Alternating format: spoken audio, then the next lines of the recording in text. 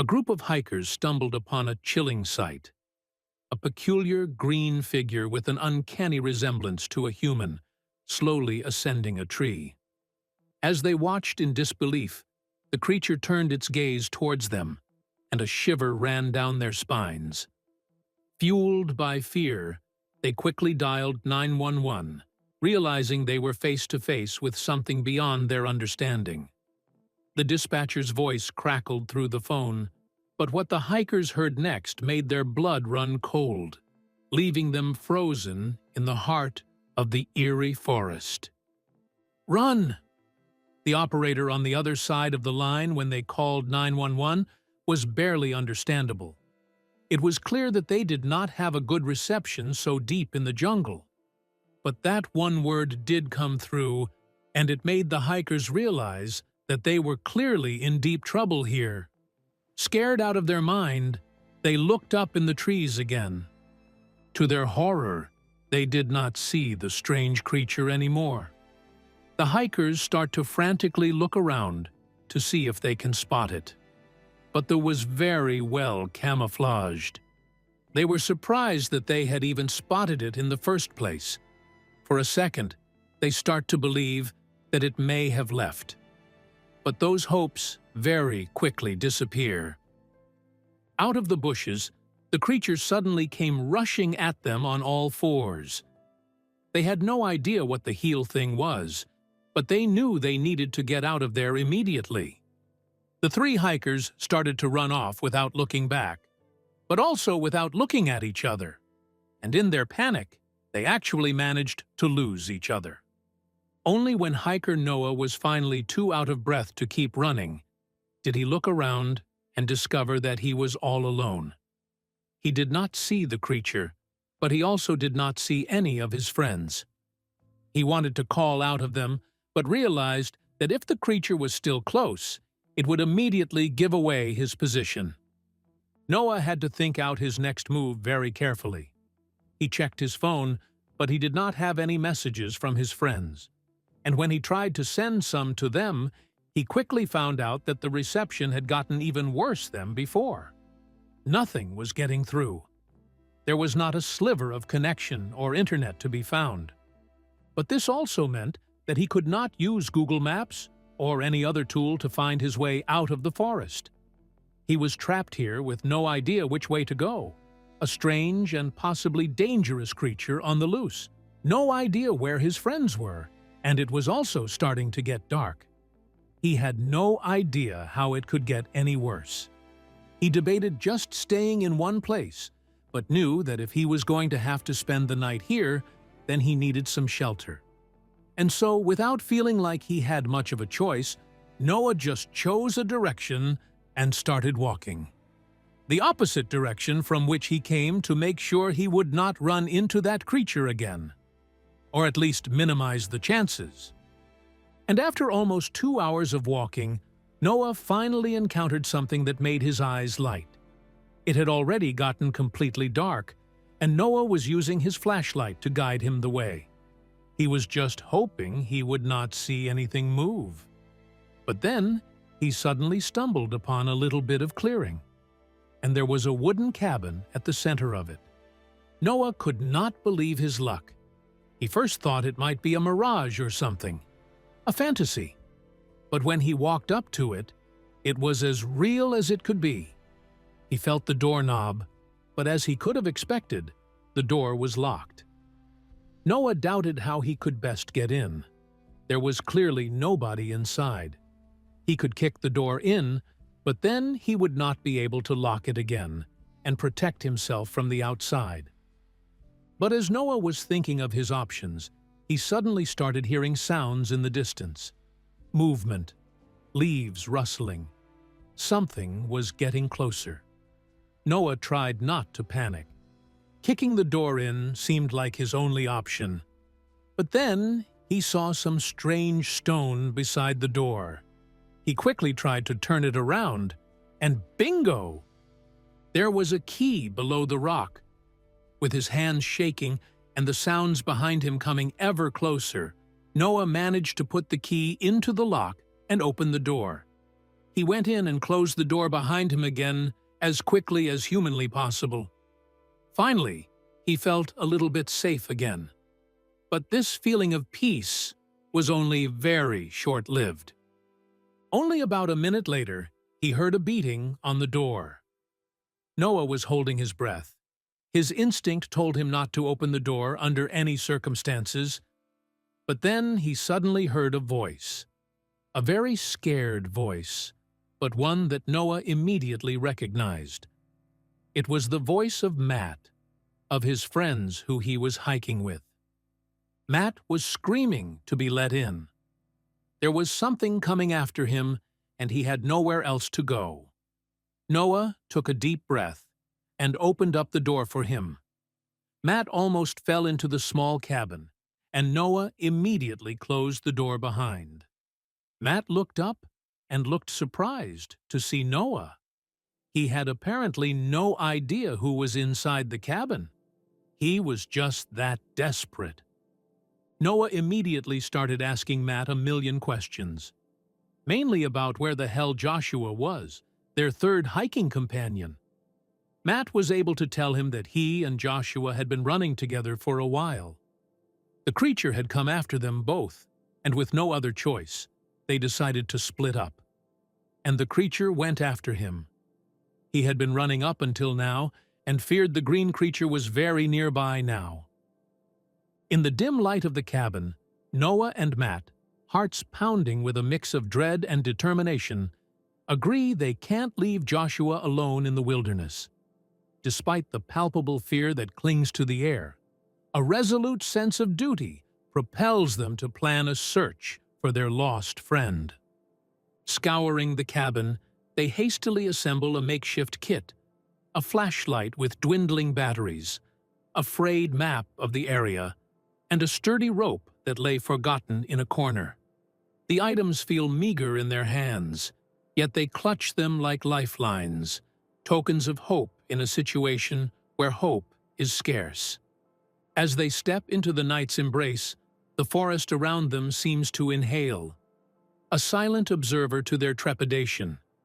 Each crunch of leaf underfoot and distant rustle in the underbrush amplifies the eerie stillness, enveloping Noah and Matt in a blanket of suspense and unspoken fears. Trudging through the dense foliage, they discuss in hushed tones, their voices barely rising above the whispers of the forest. "We'll start from where we last saw him," Noah suggests, trying to mask his anxiety with a semblance of a plan, while Matt keeps scanning the dark, half-expecting shadows to move. They call out for Joshua, their voices breaking the heavy silence, each call met with an unsettling quiet. Navigating through the thick underbrush, they move with caution, aware that each step could bring them closer to their friend, or the mysterious, lurking presence that haunted their every move. In a clearing, they spot Joshua, perched high in an old tree, his body trembling like a leaf in the wind. His wide eyes, reflecting both fear and relief, lock onto his friends as they approach, a silent testament to the horrors he'd witnessed alone. Embracing in a moment of shared relief, their reunion is tinged with the unease of unanswered questions. "What was that thing?" Joshua whispers, his voice shaky. The uncertainty in his eyes mirrors their own, as they ponder the nature of the creature that still lurked unseen. Huddled together, they plot their return to the relative safety of the hut. "We need to avoid the paths," Noah suggests, his voice low. "It might be watching." Their strategy forms around stealth and caution, aware that the forest might hide more than just their fears. With each cautious step through the dark labyrinth of trees, the men are acutely aware of the symphony of nocturnal sounds around them. The forest feels alive, each rustle and snap of twigs underfoot amplifying their anxiety as they inch their way back to safety. Their journey is punctuated by heart-stopping moments, a shadow darting just beyond the reach of their flashlight, a sudden rustling nearby. Each incident sends a jolt of fear through them, reinforcing their vigilance and the unspoken realization that they were not yet free from danger's grasp. The hut emerges from the darkness like a beacon of hope, its familiar walls offering a promise of temporary safety. As they cross the threshold, a collective sigh of relief escapes their lips, the weight of their fear momentarily lifted by the sanctuary they've regained. With swift movements, they reinforce their haven, pushing furniture against the door and windows. Each board nailed and every object moved is driven by the primal instinct of survival, turning the humble hut into a fortress against the unknown terrors of the night. In the dimly lit room, they agree on a rotating watch, each taking turns to guard against the unseen menace. The gravity of their situation is palpable, as tired eyes remain vigilantly fixed on the small windows, piercing the darkness for any sign of movement. As hours crawl by, the strain of their ordeal tightens its grip. Every creak of the wood, every whisper of the wind becomes a potential harbinger of danger, fueling a growing paranoia. Suspicious glances are exchanged, unspoken fears hanging heavily in the air. Settling into a tense vigil, they oscillate between restless attempts at sleep and watchful alertness. The night stretches on, a test of endurance and nerve, as they wait in apprehensive silence, hoping for dawn, yet dreading what it might reveal. In the dead of night, a shadow stirs outside the window, the green creature, its presence more menacing than ever. Its eyes, glowing faintly in the moonlight, fix on the hut, sending a wave of dread crashing over the men as they realize their haven is now under siege.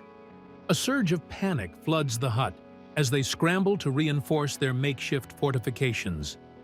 Every board nailed, every piece of furniture stacked, is done with shaking hands and racing hearts, as the reality of their vulnerability sets in with the creature's ominous watch. Huddled together, they acknowledge the grim truth. They can't remain trapped forever. Whispering hurriedly, they concoct a daring escape plan, one that requires stealth, speed, and a good dose of luck. The tension is palpable as they prepare to face the unknown. With a deep breath, they fling open the door and burst into the night, adrenaline propelling them forward.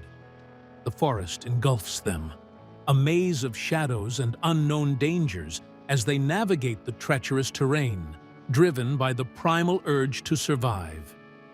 They dart through the dense underbrush, using their familiarity with the area to stay ahead of the relentless pursuit.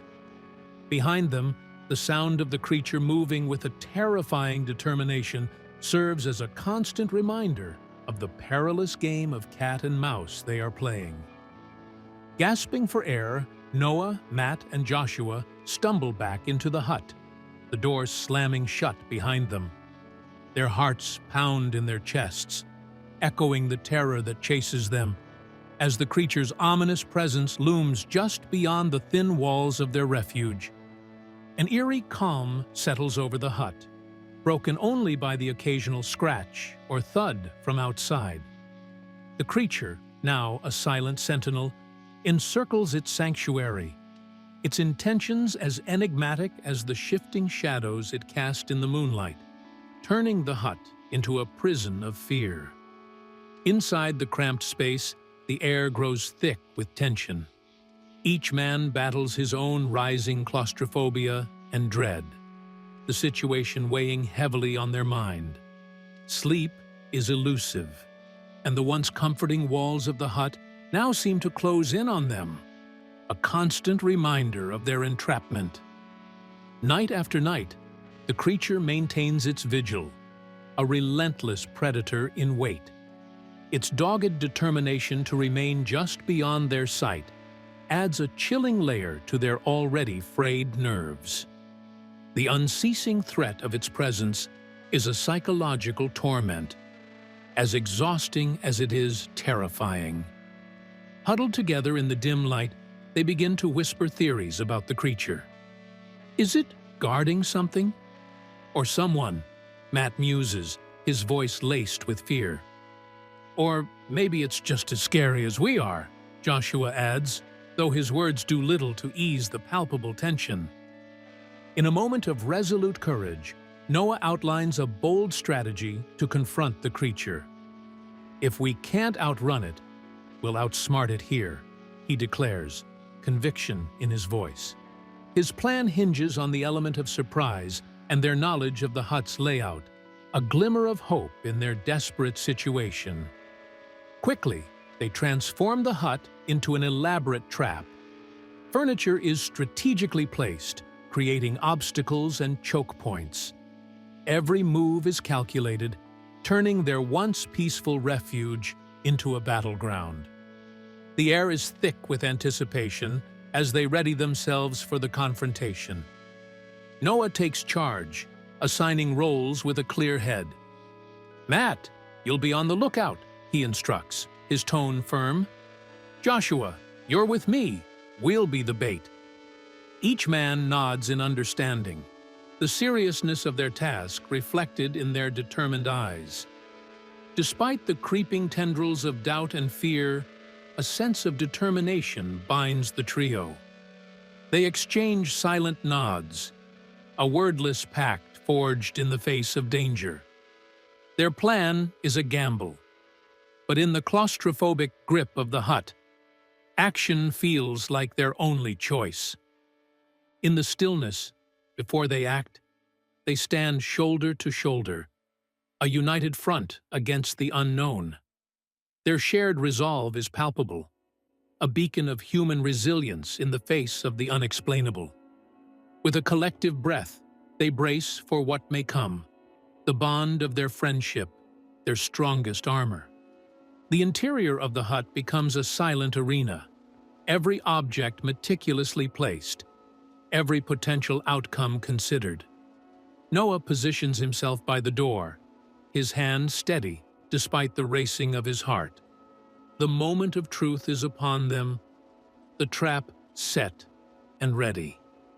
Gathering every ounce of bravery, Noah slowly turns the door handle, the creaking sound echoing like a gunshot in the tense silence. The cool night air rushes in, carrying with it the heavy weight of anticipation. With one final glance at his companions, he steps back, the plan now irreversibly in motion. Drawn by the opening, the creature moves towards the hut, its movements cautious yet curious. As it crosses the threshold, the trap springs to life. The creature's entry into their domain, once a source of terror, now marks the turning point of their nightmarish ordeal. Immediately, they spring into action, their carefully laid plans culminating in a flurry of movement. The struggle is intense, a maelstrom of desperation and determination. They grapple with the creature, their efforts synchronized, driven by the singular goal of overpowering their mysterious assailant. Amidst the chaos, a startling realization dawns on them. The creature, beneath its fearsome exterior, is less formidable than they had imagined. Its movements, once thought to be predatory, now seem clumsy, less certain. This revelation fuels their efforts, transforming fear into a surge of newfound strength. With a final concerted effort, they pin the creature down, its movements growing weaker under their combined strength. The fear that once gripped them transforms into a sense of control, as they realize they have subdued the very source of their terror, reducing its threat to mere flailing limbs. Breathless from the struggle, they cautiously approach the subdued creature. Hands trembling with a mix of anticipation and dread, they reach for the mask that had instilled such fear in them. With a collective gulp, they pull it off, unveiling the truth hidden beneath. The mask comes away, revealing not a monster, but the face of a man. Staring back at them is a pair of all too human eyes, filled with surprise and fear. The revelation hits them like a physical blow. the reality of the situation turning their understanding upside down. Confronted and cornered, the man's facade crumbles, giving way to frantic explanations. He admits to dressing up as the creature, a twisted prank born from his own boredom and thrill-seeking. His words, laced with a mix of regret and disbelief, paint a picture of a joke gone too far. As they digest his confession, the man reveals another twist. The hut, their refuge, belongs to him. It was his base, the center of his bizarre antics. The cabin, once a symbol of safety, now takes on a new, sinister significance, a stage set by the prankster for his twisted game. In a mixture of anger and disbelief, Noah, Matt, and Joshua confront the prankster. "Your joke could have cost us our lives," Noah exclaims, his voice heavy with accusation. The man's face falls, the gravity of his actions becoming painfully clear as he is faced with the consequences of his reckless game.